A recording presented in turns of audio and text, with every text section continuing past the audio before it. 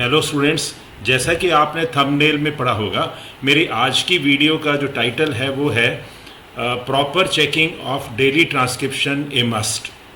मैंने ट्रांसक्रिप्शन के बारे में पहले बहुत सी वीडियोस इशू की हैं। कुछ के नाम मैं आपको पढ़ देता हूँ। Why to type transcription daily, transcription से डर क्यों, ट्रांसक्रिप्शन कितनी रोज़ाना, punctuation in transcription, importance of transcription in stenography, tips for transcription accuracy, love transcription to grow. ये सभी के लिंक मैं इस डिस्क्रिप्शन में दे रहा हूँ और आप इससे रियलाइज़ कर सकते हैं कि ट्रांसक्रिप्शन हमारे लिए कितनी इम्पॉर्टेंट है और उसको कैसे करना है, कैसे चेक करना है, उस बारे में मैंने आज ये वीडियो बनाई है। जब तक हम ट्रांसक्रिप्शन को अच्छी तरह से चेक नहीं करेंगे तब तक हमारा पर्पस सर्व नहीं होता। मैंने कुछ स्टूडेंट्स को देखा है कि वो रियलाइज़ नहीं करते कि ट्रांसक्रिप्शन करना ज़रूरी भी है या नहीं, और सिर्फ जो भी डिक्टेशन है उसको वो पढ़ लेते हैं। पढ़ने से और उसको ट्रांसक्राइब करने से बहुत डिफरेंस होता है। ये हमें तब पता लगता है जब हम उस चीज़ को इम्प्लीमेंट करते हैं। उसके बाद कुछ स्टूडेंट्स हैं जो ये रियलाइज़ कर लेते हैं कि ट्रांसक्राइब करना चाहिए, लेकिन वो ये रियलाइज़ नहीं करते कि इसका हमें प्रिंट भी लेना है और उसको प्रिंट को चेक करना है। अगर हम स्क्रीन पर किसी भी ट्रांसक्रिप्शन को चेक करते हैं तो सपोज़ मैंने फर्स्ट स्क्रीन पर देखा तो कुछ मिस्टेक्स थी, फिर सेकंड स्क्रीन देखा, फिर थर्ड देखा, तो मुझे ये याद नहीं रहेगा कि मेरी कितनी मिस्टेक्स हैं और कौन कौन सी मिस्टेक हैं। लेकिन जब हम उसका प्रिंट ले लेते हैं तो हम सामने एक चीज़ को देख सकते हैं और दूसरा वो रिकॉर्ड बन जाता है हमारे लिए कि हमारी इतनी मिस्टेक थी, अगर हम चेक करें उसको प्रॉपरली। उसके बाद ये भी देखा गया है कि कुछ लोग प्रिंट भी ले लेते हैं, लेकिन उनको लगता है कि हमें चेकिंग करना उसकी एक बहुत टाइम कंज्यूमिंग काम है और बहुत बोरिंग है, और वो उसको चेक करने में पूरी तरह से प्रिपेयर्ड नहीं होते। तो उसको ध्यान में रखते हुए ही मैंने ये आज वीडियो बनाई है, ताकि मैं एक आपको ये बता सकूं कि कितना ज़रूरी है हमारे लिए ट्रांसक्रिप्शन को प्रिंट करना और उस प्रिंट को चेक करना। अगर हम किसी भी काम को करना चाहते हैं, अगर हम प्रॉपर तरीके से नहीं करेंगे तो हमें उस हिसाब से उसके रिज़ल्ट भी मिलना पॉसिबल नहीं है। अगर हम ट्रांसक्रिप्शन में अपनी वीकनेसेस को जानना चाहते हैं और उसमें इम्प्रूवमेंट लाना चाहते हैं तो इसके लिए बहुत ज़रूरी है कि हम अपनी जो ट्रांसक्रिप्शन है, रादर मैं कहूँगा डेली ट्रांसक्रिप्शन है, उसकी हम प्रॉपर चेकिंग करें ताकि हम इम्प्रूवमेंट ला सकें। ये हो सकता है कि आपको ऐसा लगे कि ये टाइम कंज्यूमिंग है और बोरिंग है, लेकिन इतना मैं कहना चाहूँगा कि इसको करने से हमारी आंखें भी खुलती हैं। हमें पता लगता है हम किस तरह की मिस्टेक कर रहे हैं और कर सकते हैं। और इनफैक्ट मैं इसको ये कहूँगा कि जितना भी आप टाइम ट्रांसक्रिप्शन चेक करने में लगाते हैं, आप वो टाइम को एक प्रॉपर जगह पर इन्वेस्ट कर रहे हैं, और डेफिनेटली जब आप इन्वेस्ट करेंगे तो उसके बेनिफिट्स भी आपको मिलेंगे।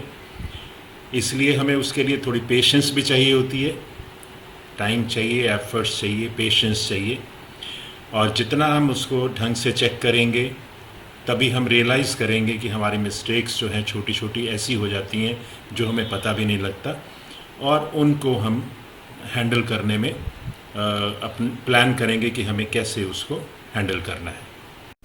इसके अलावा जब भी हम ट्रांसक्रिप्शन चेक करें, नेचुरली हमें देखना होता है कि हम कौन से एग्ज़ाम की तैयारी कर रहे हैं और किस तरह के मिस्टेक्स पर थोड़ा हमें ध्यान देना है, और हो सकता है किसी पर ध्यान ना भी देना हो ज़्यादा। फॉर एग्ज़ाम्पल मैं बात करता हूँ एसएससी एग्ज़ाम की।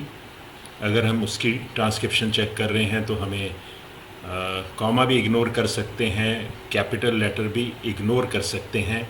हालांकि मैं ये ऑलवेज़ यही कहता हूँ कि आप प्रॉपर नाउन की कैपिटल लेटर लिखिए और जो भी आपको मालूम है उनके लिखिए, प्लेसेस के लिखिए, लेकिन ऐसा ना हो कि आप उसमें ज़्यादा एनर्जी लगाते रहें जिस चीज़ पर आपको नहीं लगानी। अगर कैपिटल लेटर की मिस्टेक एसएससी में काउंट नहीं होती और कॉमा की नहीं होती और हम उसमें अननेसेसरी एनर्जी लगाते हैं तो वो चीज़ भी हमें माइंड में रखनी है।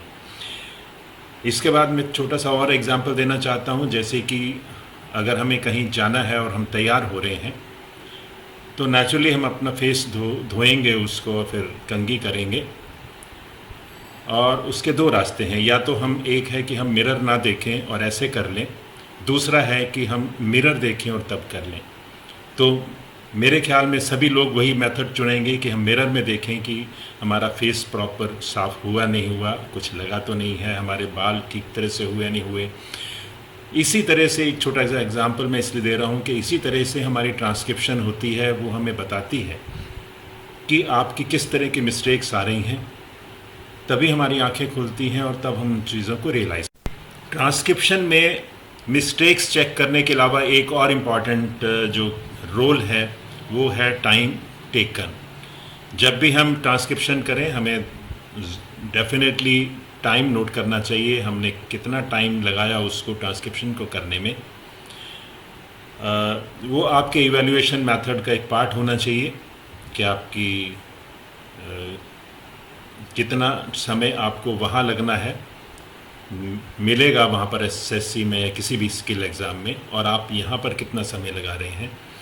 ये सोच के चलिए कि जितना समय आप यहाँ पर लगा रहे हैं उतने समय में आप वहाँ नहीं कर पाएंगे, हो सकता है कुछ ज़्यादा लगे। तो आपको ये एफर्ट भी करने हैं कि जो टाइम लग रहा है उसको मेजर करना है और अगर ज़रूरत है तो उसको रिड्यूस करना है।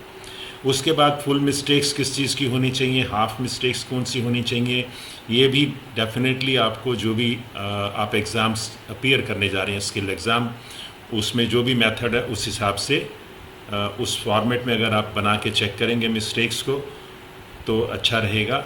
और ऐसा मैंने फॉर्मेट एक पहले वीडियो में भी दिया था जो आपको हेल्प कर सकता है आइडेंटिफाई करने में कि आपकी मिस्टेक्स जो हैं फुल कौन सी हैं और हाफ कौन सी हैं।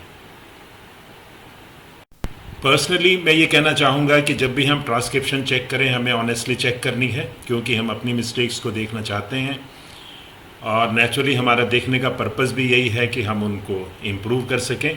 तो जितना ऑनेस्टली, जितना पेशेंस, जितना कंसंट्रेशन के साथ इस एक्सरसाइज को आप करेंगे उतना उसका आपको बेनिफिट भी मिलेगा।